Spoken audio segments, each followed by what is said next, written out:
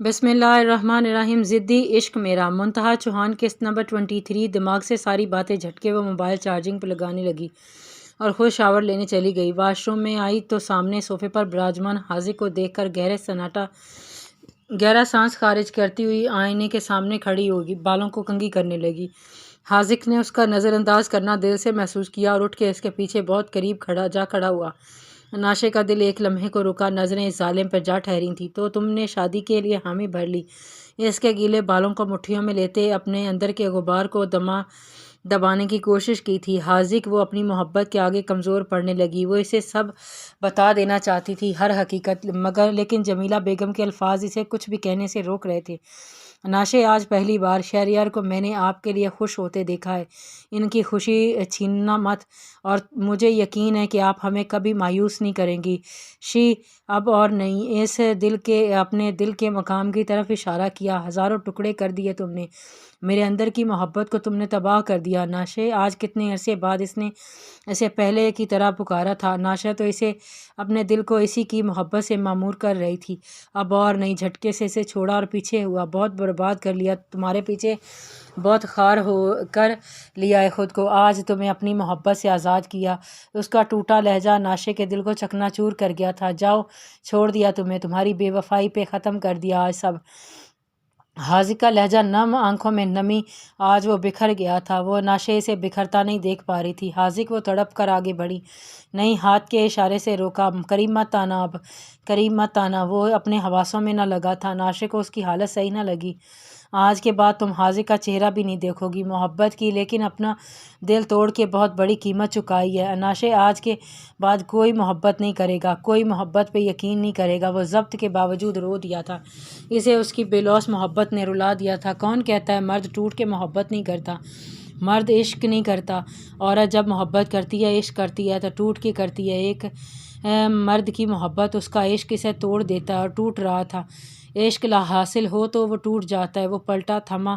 آج کے بعد یہ مت کہنا کہ تم بے وفا نہیں تھیں۔ وہ کہتے وہ باہر نکل گیا تھا۔ میرا دل جس دل پہ فدا ہے وہ بے وفا ہے، وہ ایک بے وفا ہے۔ ہاں، محبت کی یہ سزا ہے، وہ بے وفا ہے، وہ بے وفا ہے۔ ناشے نے آج صحیح معنوں میں اپنی محبت کھوئی تھی۔ اپنے حقیقی ماں باپ کے لیے اس نے اپنی محبت کو قربان کر دیا تھا۔ آج وہ پھوٹ پھوٹ کر رو دی تھی۔ خود سے زیادہ اسے حاذق کے درد نے تکلیف دی تھی۔ وہ اسے یوں ٹوٹتا بکھرتا دیکھ کر بہت درد محسوس کر رہی تھی، لیکن بے بس تھی، چاہ کر بھی کچھ نہیں کر سکتی تھی۔ ناشے آنسو پونچھے، جس نے یہ کیا کر دیا، یہ مجھے حاذق سے دور کر دیا ہے، اس عورت کا پتہ ضرور لگاؤں گی، چھوڑوں گی تو میں بھی نہیں۔ موبائل چیک کیا تو وہ چارج تھا۔ فوراً گاڑی کی پک اور ان لوگوں کی پکیں حاذق کے نمبر پر سینڈ کی۔ یامین کا نمبر نہیں جانتی تھی، ورنہ اسے ہی سینڈ کرتی۔ جانتی ہوں سب شاید میرے نصیب میں تمہارا پیار لکھا ہی نہیں ہے۔ ایک تلخ ہنسی ہنسی تھی وہ۔ محبت میں برباد ہو جانے والوں میں میرا نام بھی سر فہرست ہوگا۔ ہائے یہ عشق! یامین کے نمبر پر حاذق نے دونوں پکس سینڈ کر دی تھیں، اور اس وقت شہر کی خال چھان رہا تھا۔ گاڑی میں بیٹھا وہ کہاں سے کہاں نکل آیا تھا، اسے کچھ اندازہ نہیں تھا، لیکن خود کو سنبھالنا بھی تو تھا۔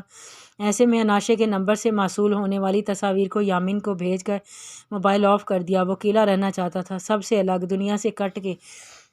محبت کا غم میں ملے جتنا کم ہے، یہ زمانہ تو نہیں جان پائے گا۔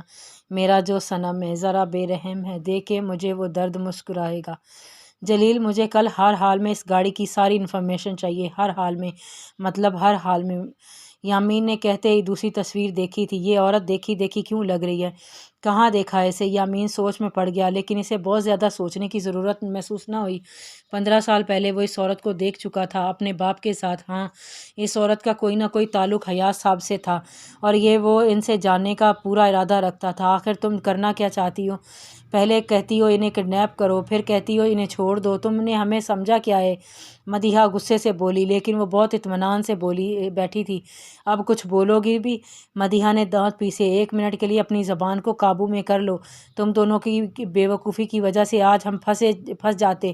میں نے یہ کہا تھا کڈنیپ کرو، یہ نہیں کہا تھا کہ ان کو اپنے پیچھے لگا لو۔ یامین اور حاذق بھی پیچھے آئے تھے تم دونوں کے۔ اپنی جگہ سے وہ اٹھی اور غصے سے بولی۔ ان دونوں ماں بیٹی نے ایک دوسرے کا چہرہ دیکھا۔ میں نے کہتی تھی کہ خود پھنس گئی ہے، مجھے بھی پھنسا دیتی تم دونوں، اس نے احسان کرنے والے انداز میں کہا۔ اب آگے کیا کرنا ہے؟ مدیحہ نے پوچھا۔ اب پلان بی کا وقت آ گیا ہے۔ ہمارا مقصد ایک ہے، میر خاندان کی تباہی، اور اس مقصد نے ہمیں آپس میں ملوایا۔ میں یامین کو برباد کرنا چاہتی ہوں اور تم یامین کے باپ کو، اور یہ ہم آپس میں مل کے ہی کر سکتے ہیں۔ خیر گاڑی ان کی نظر میں آ چکی ہے، ہمارے لیے مسئلہ بن سکتی ہے۔ کس کے نام پہ ہے گاڑی؟ کہتے ہوئے اس نے پوچھا تھا۔ فیاض کے مدیحہ کی ماما کا لہجہ دھیما پڑا۔ اسے جلا دو اور پولیس میں 10 دن پہلے پرانی رپورٹ درج کروا دو گاڑی کی گمشدگی کی، تاکہ نہ تم پھنسو نہ وہ فیاض۔ بائی دا وے یہ فیاض ہے کون؟ سگریٹ نکال کے سلگایا۔ جو کوئی ہے تمہیں اس سے مطلب نہیں ہونا چاہیے۔ ہم نے صرف میر خاندان کو برباد کرنے کے لیے ہاتھ ملایا، ایک دوسرے کے پرسنل میں دخل اندازی کرنے کے لیے نہیں۔ وہ تھوڑا بھڑکی، ہم دھواں ہوا میں اچھالتے وہ انہیں دیکھنے لگی۔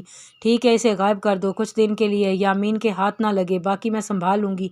سگریٹ کو ایش ٹرے میں مسلا اور پرس اٹھاتی وہ باہر نکلی، جبکہ وہ دونوں ماں بیٹی ایک دوسرے کا منہ دیکھتی رہ گئیں۔ اور پھر وہی ہوا، گاڑی کا تو پتہ چل گیا تھا، نہ مالک کا پتہ چلا، نہ ہی کوئی اور ثبوت ہاتھ آیا۔ یامین کا دماغ ہی گھوم گیا، اوپر سے حاذق بھی آؤٹ آف سٹی دوسری برانچ میں چلا گیا تھا۔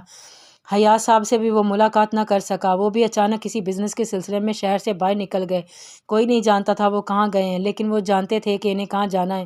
ماضی کی کچھ پرچھائیاں ان کا پیچھا کرتی ان تک پہنچ چکی تھی، انہیں کا پتہ لگانے وہ سب کچھ چھوڑ چھاڑ نکلے تھے۔ دوسری طرف دادا جی بھی بہت پریشان تھے، وہ اس انجان دشمن سے سخت گھبرائے ہوئے تھے۔ وہ اپنے بچوں کو کسی حال میں بھی تکلیف میں نہیں دے سکتے تھے اور اپنے ہی کمرے میں گوشہ نشین ہو گئے تھے۔ ان کی سوچیں بہت بڑھ گئی تھیں۔ وہ جو کوئی بھی تھا یامین اور کشش کے لیے خطرہ تھا، وہ ان کے ایک ہونے سے روک رہا تھا، اور دادا جی اپنی کشش کے لیے کچھ بھی غلط ہوتا نہیں دیکھ سکتے تھے۔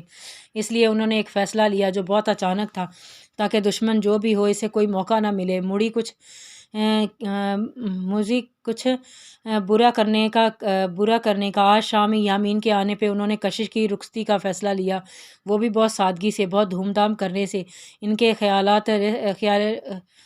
خیام میں رسک تھا بہت، اب وہ مزید رسک نہیں لے سکتے تھے۔ حیات صاحب کی غیر موجودگی میں اتنا بڑا فیصلہ سویرا بیگم کو پھر سے برا لگا، لیکن کوئی بھی دادا جی کے خلاف نہیں جا سکتا تھا۔ یامین اپنی ہی پریشانی میں گھرا ہوا تھا۔ دادا جی کے اس اچانک اعلان پر وہ تھوڑا بوکھلا گیا تھا۔ دادا جی 2 دن کی بات تھی، ہو جاتی رخصتی یوں اچانک؟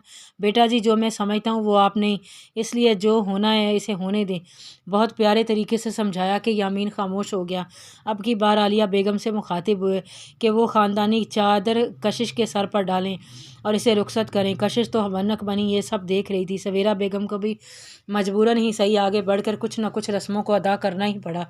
سمیر نے تو موبائل سے ہی فوٹوگرافی شروع کر دی تھی۔ کرن اور داور بھی خوشی سے اس اچانک رخصتی میں دل سے شامل ہوئے تھے، کشش کی حالت انجوائے بھی کی تھی۔ بہت ہی پیار سے عالیہ اور کرن نے اسے یامین کے روم میں پہنچا دیا تھا۔ کشش کو جو پیاری سی وائٹ فراک پہنے جو سیمپل اس لیے کرن نے برتھ ڈے گفٹ کے لیے لی تھی وہی پہنی تھی، اس لیے سلور کام ہوا تھا۔ لائٹ سے میک اپ میں بھی وہ اپنی چھب دکھا رہی تھی، معصومیت نے اس کی خوبصورتی کو مزید رونق بخشی تھی۔ کرن آج تو کشش کی کہیں وہ رکھ کے بھول گئی تھی، کشش کو کہیں رکھ کے بھول گئی ہے نا؟ سمیر نے مذاق بنایا تو کشش نے برا سا منہ بنایا۔ سمیر تنگ نہیں کرو میری چھوٹی سی پیاری سی بھابھی کو، کرن نے بھی شرارت سے کہا۔ تم دونوں باز آؤ گے یا مار کھاؤ گے؟ کشش کے منہ پر 12 بجے ہوئے تھے۔ اف، اب تو مجھے بھی اس چڑیل کو بھابھی کہنا پڑے گا۔ سمیر نے مصنوعی پریشانی سے سر پر ہاتھ مارا تھا تو کشش نے غصے سے بستر سے تکیہ اٹھا کے اسے مارا اور مزے سے نیچے ہوا تو دروازہ کھول کے اندر آتے یامین کے منہ پر لگا۔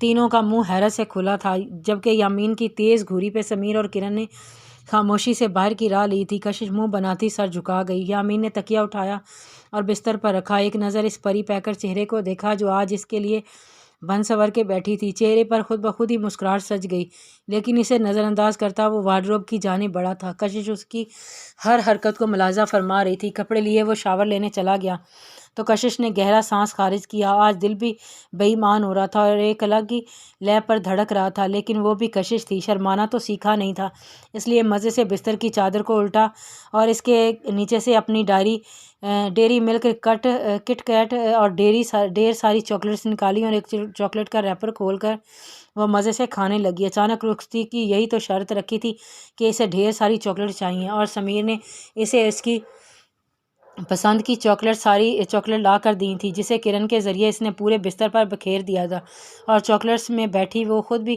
ایک چاکلیٹ لگ رہی تھی۔ یامین کے واپس باہر نکلنے تک وہ کافی چاکلیٹس کھا چکی تھی۔ یامین حیرت کی مورت بنا اسے دیکھ رہا تھا، جبکہ وہ مزے سے بیک گراؤنڈ کے ساتھ ٹیک لگائے آنکھیں مونڈے چاکلیٹ کھانے میں مصروف تھی۔ یہ سب کیا ہے؟ وہ شوق میں ہی لگ گیا تھا۔ کشش نے آنکھیں کھول کر اسے دیکھا، چاکلیٹ کے بائٹ کو گلے سے نیچے اتارا اور گگلا صاف کیا۔ چاکلیٹس معصومانہ انداز۔ یامین تو رشک سے اسے دیکھنے لگا تھا۔ وہ اتنی ڈھیر ساری چاکلیٹس بستر